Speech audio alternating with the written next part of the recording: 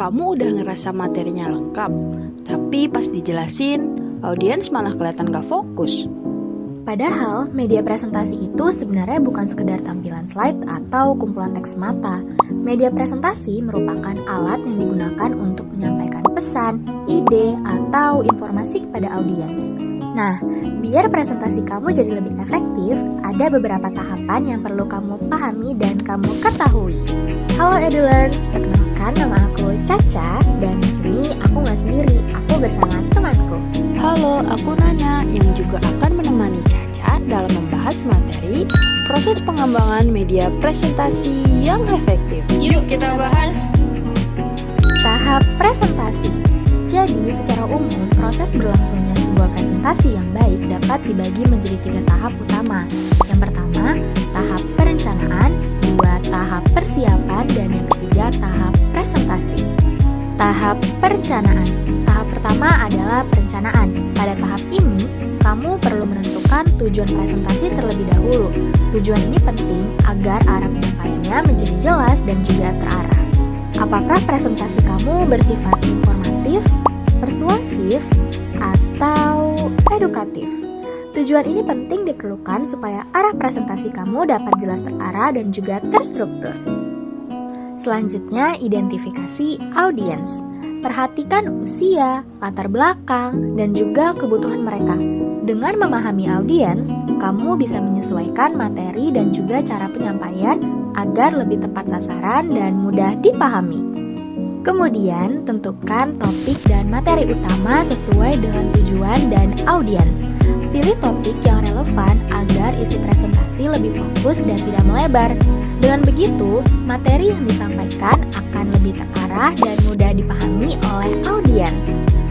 Lalu, susun struktur isi presentasi mulai dari pembukaan, isi, kesimpulan, hingga penutup.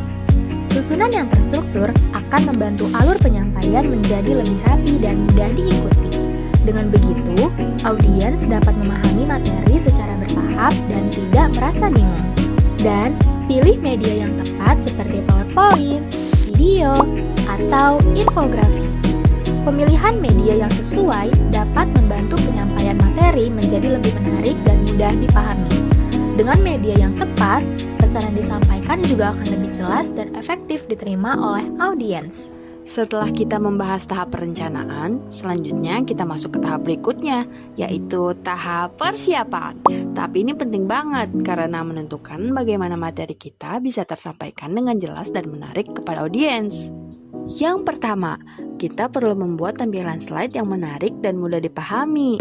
Slide sebaiknya dibuat sederhana, rapi, dan tidak berlebihan supaya audiens nyaman melihat dan tidak terdistraksi oleh tampilan yang terlalu ramai. Kedua, gunakan poin-poin dalam slide. Hindari menulis kalimat yang terlalu panjang karena hal itu membuat audiens kehilangan fokus. Dengan poin-poin, informasi jadi lebih ringkas dan mudah ditangkap.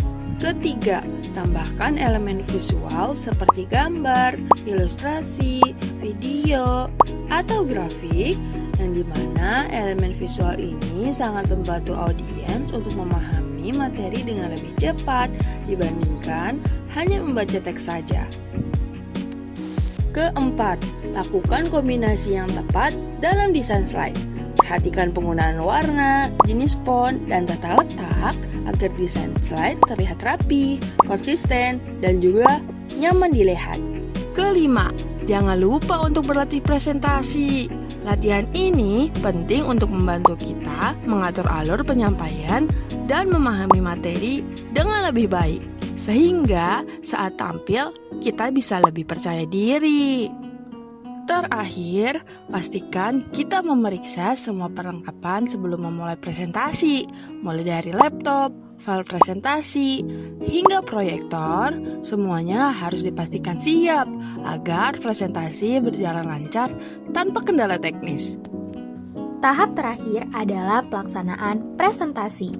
Pada tahap ini, kamu mulai menyampaikan materi yang telah dipersiapkan kepada audiens. Awali presentasi dengan pembukaan yang menarik agar audiens langsung fokus. Kamu bisa menggunakan Gunakan fakta menarik, pertanyaan, atau pernyataan yang relevan dengan materi.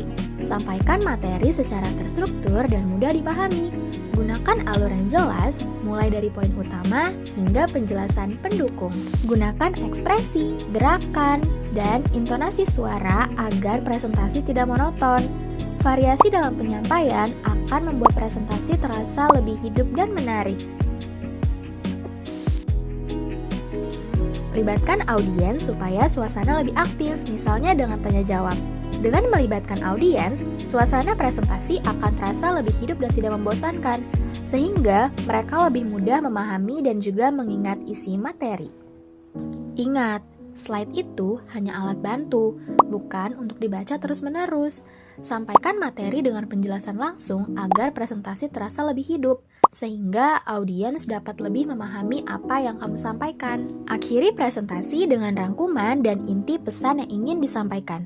Sampaikan kembali poin-poin penting secara singkat agar mudah diingat oleh audiens. Dengan penutup yang jelas, audiens dapat memahami keseluruhan isi presentasi dan menangkap pesan utamanya dengan baik. Jadi, presentasi yang baik adalah presentasi yang terstruktur, jelas, dan mudah dipahami. Penyampaian yang tepat akan membantu audiens menerima pesan dengan lebih efektif. Setiap tahapan, mulai dari perencanaan, persiapan, hingga pelaksanaan, memiliki peran penting dalam menentukan keberhasilan penyampaian materi. Selain itu, penggunaan media yang tepat, penyajian yang menarik, serta cara penyampaian yang efektif juga akan membuat pesan lebih mudah dipahami dan diingat oleh audiens. Dengan mengikuti tahapan ini, presentasi kamu akan menjadi lebih efektif dan juga menarik. Sekarang giliran kamu menunjukkan kemampuan presentasi terbaikmu.